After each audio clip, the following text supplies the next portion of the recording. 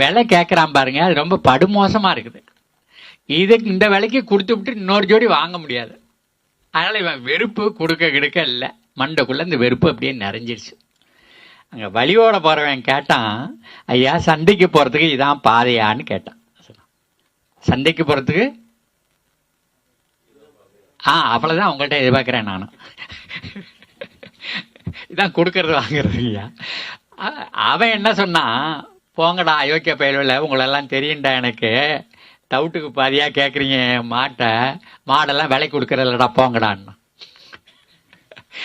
அதை வந்தவன் நினச்சிட்டான் ஏதோ காது சரியாக கேட்கல போல இருக்கு, நம்மோண்டு கேட்டால் அவர் ஒன்று சொல்கிறாருன்னு போய் வேற ஆள்கிட்ட கேட்டுக்கிட்டு போயிட்டான். இப்போ இவனுக்கு சோறு கொண்டுக்கிட்டு வர்றா அவன் மனைவி.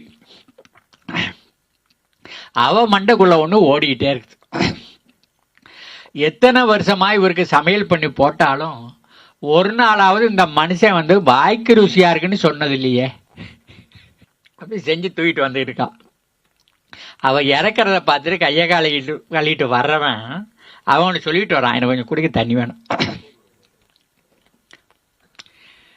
இந்த பயலு வரவன் போகிறவன் எல்லாம் இந்த மாட்டை வந்து அடிமாட்டு விலைக்கு கேட்குறாங்க, நான் கொடுக்கறலடா போங்கடான்னு சொல்லிட்டேன்னு சொல்கிறான். அவகாதுக்குள்ள அது எப்படி போகுதுன்னா, உன்னை கல்யாணம் பண்ணிட்டு வந்து எத்தனை வருஷம் ஆச்சு, ஒரு நாளாவது எனக்கு வாய்க்கு ருசியாக செஞ்சு கொடுத்தியான்னு அவகாதுக்குள்ளே போயிடுச்சு.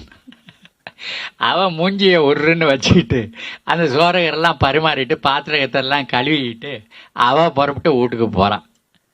அங்கே அவன் வாசப்படில் உட்காந்துருக்கா. 30 வயசு ஆயிடுச்சு, கல்யாணம் ஆகலை.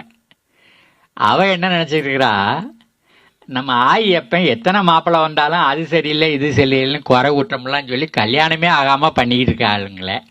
அந்த கவலையில் அவள் உட்காந்துருக்கா.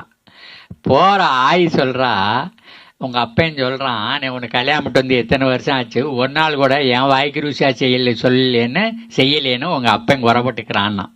அவள் சொன்னான், வர்ற மாப்பிள்ளையெல்லாம் அது சொத்தா இது சொல்லன்னு சொல்லி நீங்கள் தட்டி தட்டி கழிச்சுக்கிட்டீங்கன்னா நான் வாசப்பில் உட்காராமல் என்ன படி இருக்கிறதுன்னு கேட்டா. இப்போ உங்களுக்கு புரிஞ்சிருக்குன்னு நினைக்கிறேன். சரிதானா? இது ஐயா சொல்லி விளக்கி இருக்கிற கதை. நானும் வந்து 1982 பயிற்சிகளில் ஈடுபட்டுக்கிறேன். தகவல் பரிமாற்றத்தில் என்ன குறைபாடு இருக்குது, கொண்டு எப்படி சரி